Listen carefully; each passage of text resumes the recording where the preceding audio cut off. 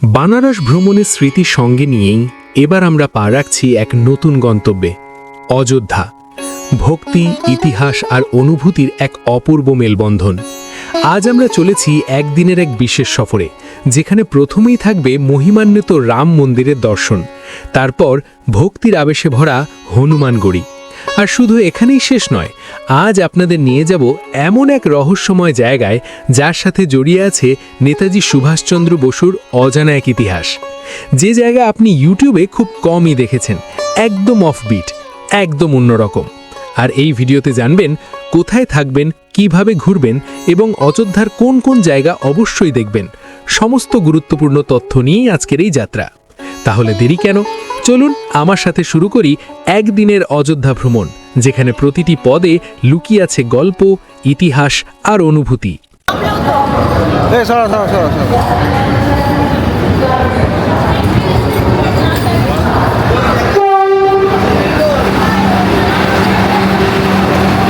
আজকের আমাদের যাত্রা শুরু হচ্ছে বারাণসী থেকে পবিত্র নগরী অযোধ্যার উদ্দেশ্যে।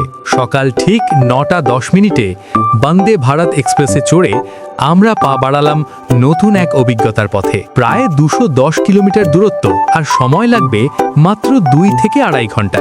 গতির সাথে আরামের এক অনন্য মেলবন্ধন। চলুন। তবে আরেকটা ইনফরমেশন, বারাণসী থেকে যারা বন্দে ভারতে উঠবেন 7 বা 9 যে প্ল্যাটফর্মেই দিক, কিন্তু প্ল্যাটফর্মের অনেকটাই এগিয়ে যায়, অযোধ্যা থেকে এগিয়ে যায়। আমাদের ভীষণ অসুবিধা হয়েছে এটা সবাই প্রতিটা লাগেছে দৌড়াতে হচ্ছে।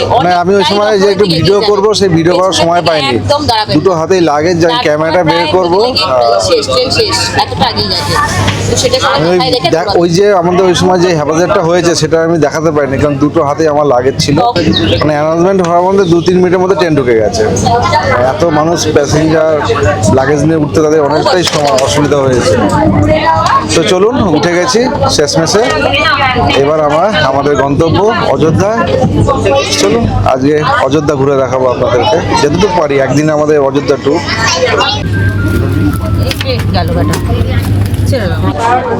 তো আমাদের ব্রেকফাস্ট এসে গেছে। এটা নন ভেজ। কি আছে? এটা আলু টিকিয়া মনে হচ্ছে, আলু টিক্কা, চিকেন অমলেট। এখানে একটা জুস আছে, আর এখানে পপকর্ন, ব্রাউন ব্রেড আছে। চামচ দিয়েছে দাদা। আর পপকর্নটা হচ্ছে চকলেট মধ্যে রয়েছে, আর এটা আমলের অরেঞ্জ জুস। চা কফি দেবে না? এই তো বাটারটা তুলে দাও। বাটার দেবে বললো, হয়ে গেছে।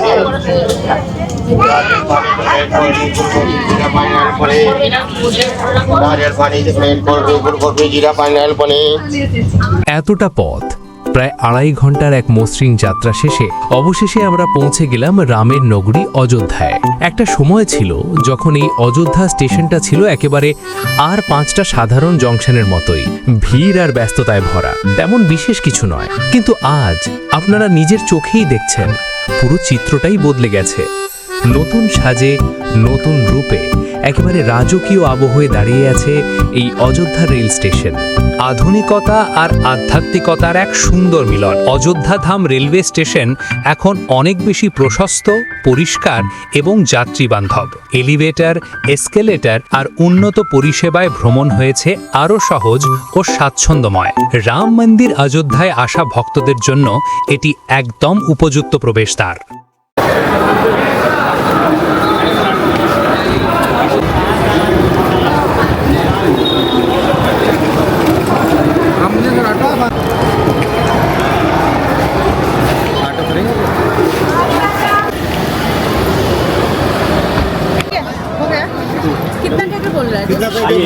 एक ऑटो का 200 लगेगा। एक ऑटो का 200 लगेगा। ठीक है, चलिए। अरे 180 कर लीजिए, चलिए। अरे आप देख लीजिए कि कैसे हम लोगों को लेके जाना है लागेज हम ले जाए।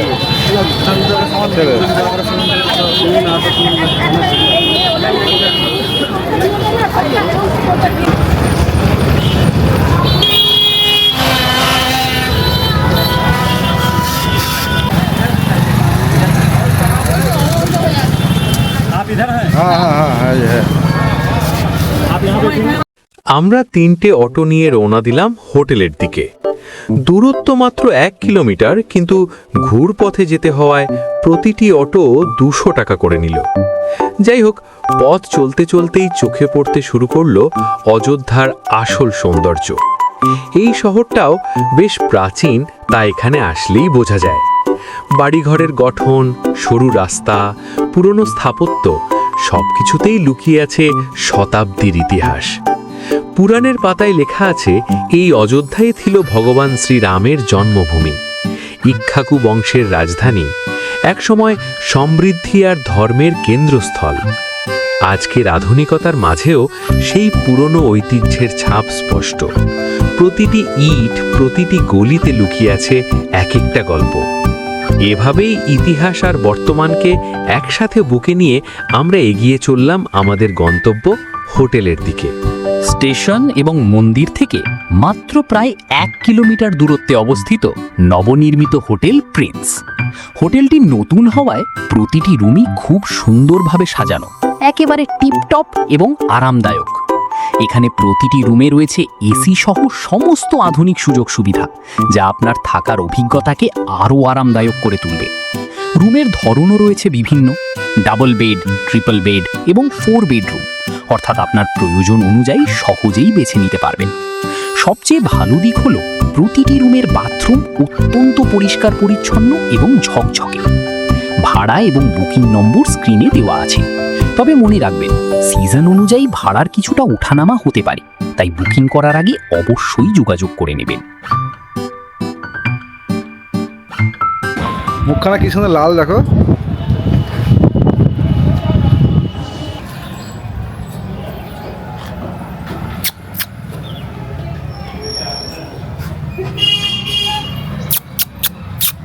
এখন দুপুরের খাবারের সময়।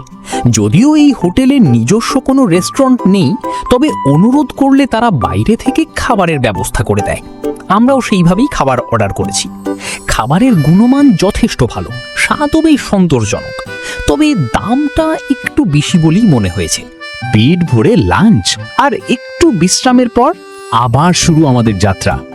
মাত্র একদিন, আর সেই একদিনেই আমরা খুঁজে দেখব অযোধ্যার সেরা দর্শনীয় স্থানগুলো। আজকের এই ভিডিওতে থাকছে পুরো দিনের ঘোরাঘুরি, অযোধ্যার আসল সৌন্দর্য। চলুন আমাদের সঙ্গে আপনিও বেরিয়ে পড়ুন এই ভ্রমণে। তো আমরা বেরিয়ে পড়েছি রাম মন্দিরের উদ্দেশ্যে। আমাদের যে সুগম দর্শন যে পাস করেছি সেটাতে আমাদের স্লট টাইম হচ্ছে 5টা থেকে 7টা। তো এখন প্রায় 3:45 মতন বাজে। আমরা প্রথমে যাব হনুমানগলি, তারপরে মন্দির দর্শনে যাব। আমরা এখানে মোটামুটি 12 সিটের একটা ব্যাটারি গাড়ি, এটা এখানকে মেন রোডে চলে, এটাকে রামরথ বলে। কিতনা 20 रुपया करके 20 रुपया करके, হ্যাঁ, মানে 20 টাকা লাগে পার হেড। তাহলে তোমার 5.5 টাকা গেলেও হবে। মেন যে রাস্তা রাম মন্দিরে যাওয়ার, সেই রাস্তাতে এই গাড়িটাই চলে এখানে। এটা অ্যাভেলেবেল সব সময়ের জন্য পেয়ে যাবেন। এটা আপনারা হনুমানগলি, রাম মন্দির সব কিছুতে যেতে পারবেন। 4টার সময় ঘুমাচ্ছে, 4টার সময় আপনি ভালো। আবার দেখা হবে, আবার দেখা হবে। হ্যাঁ, ওরা ওদের স্লটটা আগে রয়েছে, তাই ওরা চলে যাচ্ছে আগে মন্দিরে। আমাদের স্লট 5টা থেকে, তাই আমরা আগে হনুমানগড়িটা ঘুরে নেব। এই যে হনুমানগড়ি, এখান থেকে যাব আমরা হনুমানগড়ি। আর এইটা হচ্ছে রামরথ, এখানে এটা চলে খুব, এই যে রামরথ। হ্যাঁ, অযোধ্যায় এর আগে এসেছি, কিন্তু সেরকমভাবে ঘোরা হয়নি, তখন রাম মন্দির হয়নি। হয়নি, এই জন্য তো আকর্ষণ এই ছিল জন্য না। আকর্ষণ এখন বেশি, এখন বেশি, এই হ্যাঁ। জন্য এসেছি। হ্যাঁ, এখন হনুমানগড়ি যাচ্ছি, মঙ্গলবার। জয় হনুমানজি কি জয়। জয়।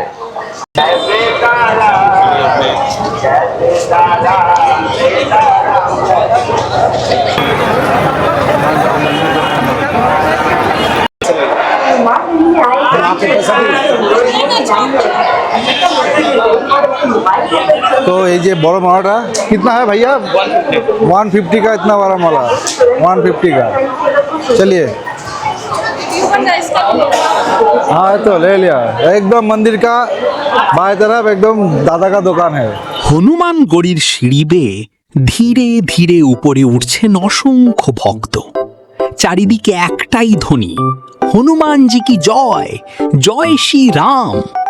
ভক্তির সেই আবহে আমরাও গলা মিলিয়ে এগিয়ে চলেছি তাদের সঙ্গে।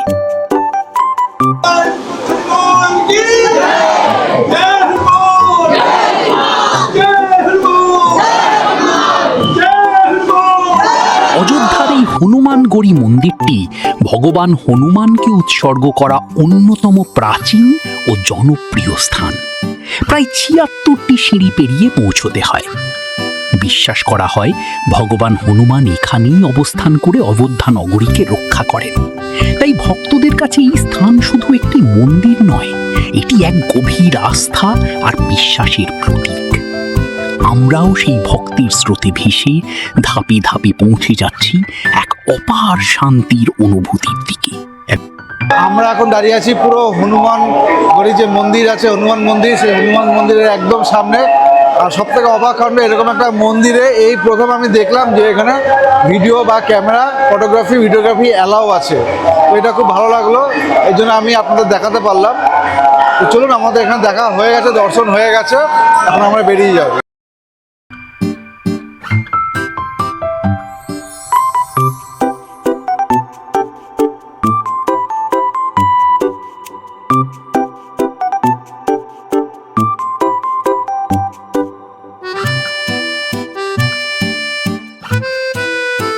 আজকে এই ট্যুরটার অভিজ্ঞতা আমার কাছে খুবই হার্ট টাচিং, কেননা এটা শুধুমাত্র বাবার টান।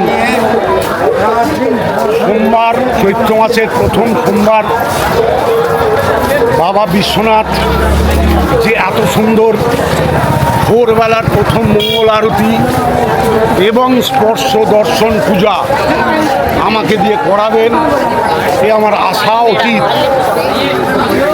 এবং পরের দিন মঙ্গলবার অযোধ্যা ধামে এই হনুমানগড়ি মন্দিরে বজরংবলীর বারে বজরংবলীকে মালা পরাবো, এ আমি ভাবতেও পারিনি। জয় জয় বজরংবলী, জয় শ্রীরাম, জয় সিয়ারাম। আমাদের কাছে খুব দুঃখের বিষয় যে কার্তিকদা সমস্ত কিছু করেও আজকে কার্তিকদা নেই আমাদের সাথে, আজকে আসতে পারেননি। কার্তিকদার মায়ের শরীর খারাপ, যথেষ্ট শরীর সবচেয়ে বড় খারাপ। কর্তব্য এটা যে মাতৃসেবা, সে যে এটা করছে এটাই তার কাছে পুণ্যের কাজ, এইটুকু আমি মনে করি। এবার আমরা পৌঁছে গেছি অযোধ্যার আরেকটি গুরুত্বপূর্ণ ঐতিহাসিক স্থানে, দশরথ মহল। হনুমানগড়ি থেকে মাত্র 5 মিনিটের হাঁটা পথেই এই স্থানটি অবস্থিত। বিশ্বাস করা হয় এই স্থানটি ছিল অযোধ্যার রাজা মহারাজা দশরথের রাজপ্রাসাদ, যেখানে জন্মগ্রহণ করেছিলেন ভগবান শ্রীরাম। আজকের দিনে এই প্রাসাদটি একটি মন্দিরে রূপান্তরিত হয়েছে, যেখানে রাম, লক্ষ্মণ, সীতা ও ভরতকে পূজা করা হয়। রঙিন দেয়াল, সুন্দর কারুকাজ আর ভক্তিময় পরিবেশ সব মিলিয়ে এই জায়গাটি এক অনন্য অনুভূতি দেয়। সারা বছরই এখানে ভক্তদের ভিড় লেগে থাকে। বিশেষ করে রামনবমীর সময় এই স্থান হয়ে ওঠে আরও প্রাণবন্ত। ইতিহাস আর আধ্যাত্মিকতার এক সুন্দর মেলবন্ধন এই দশরথ ভবন, যা অযোধ্যা ভ্রমণে একেবারেই মিস করা যায় না। চলুন এই পবিত্র স্থানের অনুভূতিটা আমরা আরও কাছ থেকে উপভোগ করি। তাহলে আমাদের মোটামুটি সময় হয়ে গেছে, আমরা দশরথ মহল থেকে চলে আসলাম। আবার মেন রোডে এসে এই রথ ধরে নিলাম, আস্থা রথ বা রাম রথ যেটাই বলুন। এই রথ ধরে আমরা এখন চলে যাব রাম মন্দির। চলুন, চলিয়ে ভাই সাহেব। যাই হোক, অল্প সময়ের মধ্যে আমরা দুটো জিনিস ঘুরে নিলাম, ভালো লাগলো দেখে। রাম মন্দিরের ভেতরে ক্যামেরা অ্যালাউ নয়, তাই সেখানকার ভিডিও আপনাদের দেখাতে পারলাম না। তবে বিশ্বাস করুন, ভেতরের পরিবেশটা এতটাই পবিত্র আর শান্ত, যেটা শুধু নিজের চোখে দেখেই অনুভব করা যায়। যারা সুগম দর্শন করতে চান তাদের জন্য আছে সুগম দর্শন টিকিট। এই টিকিট সাধারণত 1-2 দিন আগেই অনলাইনে বুক করে নেওয়া ভালো, কারণ ভিড়ের সময় স্লট দ্রুত ভর্তি হয়ে যায়। অনলাইনে বুকিং করতে পারবেন শ্রী রাম জন্মভূমি তীর্থক্ষেত্র ট্রাস্টের অফিসিয়াল ওয়েবসাইট থেকে। এছাড়াও মন্দিরের কাছাকাছি নির্দিষ্ট কাউন্টার থেকেও অফলাইনে টিকিট নেওয়া যায়। সাধারণ দর্শন ফ্রি হলেও সুগম দর্শনের জন্য সামান্য চার্জ দিতে হয়, যার মাধ্যমে অপেক্ষার সময় অনেকটাই কমে যায় এবং সহজে দর্শন করা যায়। তাই যদি সময় কম থাকে বা ভিড় এড়িয়ে একটু স্বচ্ছন্দে দর্শন করতে চান, তাহলে এই টিকিট নেওয়াটা খুবই ভালো একটি অপশন। আমাদের এই অভিজ্ঞতা হয়তো ক্যামেরায় দেখাতে পারলাম না, কিন্তু সেই অনুভূতিটা সারা জীবন মনে থেকে যাবে।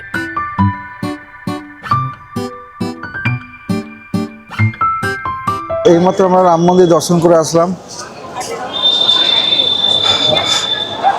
আর আমরা সুগম দর্শন করেছি। আমরা এই পাঁচটা নিলে আপনাদের অনেক সুবিধা হবে, আপনার দোতলায় পর্যন্ত উঠতে পারবেন, এটা সাধারণের জন্য কিন্তু উঠতে দেয় না, তা আমরা এটা উঠতে পেরেছি। আজ আমরা যাচ্ছি অযোধ্যার এক বিশেষ ভ্রমণে, যেটা নিয়ে ইউটিউবে বাংলায় খুব কম তথ্য পাওয়া যায়। আমরা এখন অযোধ্যার লোকাল ব্যাটারি বাস করে চললাম আমাদের বিশ্ববরেণ্য নেতা নেতাজি সুভাষচন্দ্র বোসের যেখানে দেহত্যাগ করেছেন সেই গুপ্তার ঘাটের দিকে। গুমনামি বাবা নামে ওখানে খ্যাত ছিলেন উনি। সেই গুমনামি বাবাই অবশ্যম্ভাবী নেতাজি, এটা আমার মনে হয়। এবং তারও বহু আগে শ্রীরামচন্দ্র সরজু নদীতে সলিল সমাধি প্রাপ্ত হয়েছেন। সেই স্থান দর্শন করতে আমরা চলেছি। কিভাবে আসবেন? প্রথমে বাসে করে নিয়ানা মোড়, সেখান থেকে 20 মিনিটের টোটো যাত্রা। রাম মন্দির থেকে সময় লাগে প্রায় 40 মিনিট। সরাসরি টোটো রিজার্ভ করলে যাওয়া আসা মিলিয়ে খরচ পড়বে প্রায় 600 টাকা। আমি বলবো দিনের বেলায় আসবেন, জায়গাটা খুবই সুন্দর, আর এখানে অনেক ঐতিহাসিক দর্শনীয় স্থান আছে যেগুলো দেখতে সময় নিয়ে ঘোরা উচিত।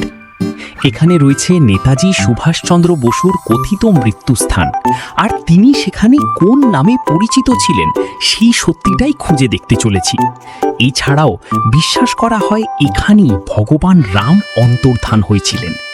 আরও একটা ইতিহাস আছে, গুমনামি বাবা। সেই গুমনামি বাবা মানে নেতাজি সুভাষচন্দ্র বোস, উনিও এখানে কিন্তু ছদ্মবেশে ছিলেন। হ্যাঁ, এখানে ওনার সমাধি আছে লোকে বলছে, আমি জানি না, এখন সত্যতা বিচার করতে পারিনি। যাই হোক, তো নেতাজি সুভাষচন্দ্র বোস যে এখানে ছিলেন গুমনামি বাবা হিসাবে, তার প্রমাণ কিন্তু এখানকার টোটোওয়ালা এবং ধরনের স্থানীয় যারা রয়েছে তারা সবাই কিন্তু এখানে বলছে। গুপ্তার ঘাটের পাশেই রয়েছে গুমনামি বাবার সমাধিস্থল, যিনি ভগবানজি নামে পরিচিত ছিলেন। দীর্ঘদিন গোপনে ফাইজাবাদে থাকতেন। অনেকের দাবি তিনিই ছিলেন সুভাষচন্দ্র বোস। 1985 সালের 16ই সেপ্টেম্বর তার মৃত্যু হয়। মৃত্যুর পর পাওয়া কিছু জিনিস থেকে এই দাবি জোরালো হলেও রহস্য আজও রয়ে গেছে। তো অযোধ্যা আসলে এই জায়গাটা কিন্তু মিস করবেন না। আমরা অনেক রাত হয়ে গেছে, তবু আমরা এখানে এলাম। আমরা একটা দিনের জন্য অযোধ্যায় আছি, কিন্তু এই জায়গাটা খুবই সুন্দর। দিনের বেলা আসলে হয়তো আরো ভালোভাবে আপনাদের দেখাতে পারতাম। সামনে কিন্তু নদী, চলুন দেখাচ্ছি। এই নদীতেই শ্রী রামচন্দ্র কিন্তু গুপ্ত হয়ে গেছিলেন, অর্থাৎ বিলীন হয়ে গেছিল। এখানে মানুষদের একটুখানি মাথায় জল নিতে এসছে। দিনের বেলা আসলে আরো ভালো দেখাতে পারতাম। এখানে বোটিং করা হয়, দেখতে পাচ্ছেন এই যে বোট সব রয়েছে এখানে, এদিকেও বোট রয়েছে। ঘাটটা কিন্তু জমজমাট ঘাট, আর অনেক টুরিস্টও এখানে এসেছে। এখানে একটা মন্দির রয়েছে, এখানে রামের পূজা হয়।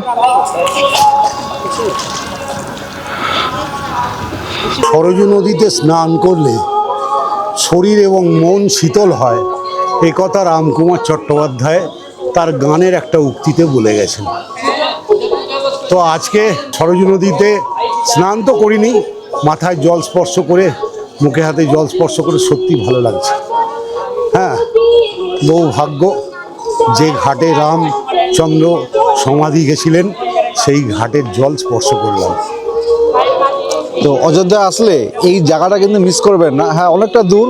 রাম মন্দির থেকে মোটামুটি আসতে আপনাদের 40 মিনিটের মতো সময় লাগবে। এটা ফয়জাবাদে পড়ে। হ্যাঁ, তো এখানে আসুন, খুব ভালো লাগবে। আমি পথ নির্দেশ আমার ভিডিওতে দিয়ে রাখবো, তো চলুন।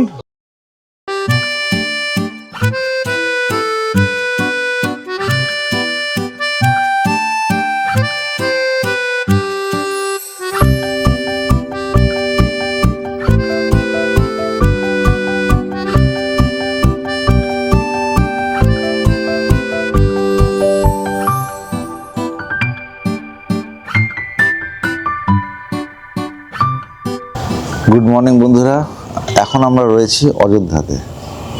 এখান থেকে এখন আমরা লখনৌর উদ্দেশ্যে বেরিয়ে যাব। আমাদের 9:30 ট্রেন, তবে এইমাত্র আপডেট দেখলাম ট্রেন একটু লেট আছে। যাই হোক, আমরা মোটামুটি রেডি হয়ে গেছি, এবার বেরিয়ে পড়বো প্ল্যাটফর্মের উদ্দেশ্যে। ওখান থেকে লখনৌতে আমাদের 2 রাত কাটাবো এবং সমস্ত সাইট সিন করবো, কীভাবে কী করবো সমস্ত কিছুই দেখাবো। আমাদের এই একদিনের অযোধ্যা ট্যুরের যে ভিডিও আপনাদের কেমন লাগলো অবশ্যই জানাবেন। যেটুকুনি পেরেছি সম্ভব দেখানোর চেষ্টা করেছি। আর সব থেকে অযোধ্যার মধ্যে যেটা আমার ভালো লাগলো, মন্দির তো রয়েছেই, তার পাশাপাশি আরও অনেক জায়গা রয়েছে। এছাড়া আমি যেটা ঘুরেছি সেটা হচ্ছে ফরিদাবাদে। দেখেছেন কীভাবে গেছি। যাই হোক, ওই জায়গাটা আমার খুব ভালো লাগলো, কারণ ওই জায়গাটায় যেখানে কথিত আছে যে রাম বিলীন হয়ে গেছিলেন এবং গুমনামি বাবা মানে আমাদের নেতাজি সুভাষচন্দ্র বোস তার সমাধিস্থলটা আছে। ওটা জায়গাটা খুব ভালো সুন্দর জায়গা, যদিও রাতে আমরা দেখেছি, রাতে সেইভাবে ভিডিওটা ভালো হয়নি। যাই হোক, এখানে আসলে কিন্তু অবশ্যই জায়গাটা ঘুরে আসবেন। তাহলে চলুন, আজকে অযোধ্যার ব্লগটা এখানে শেষ করছি। শুরু করব আমরা লখনৌর ব্লগ। দেখা হবে ট্রেনে।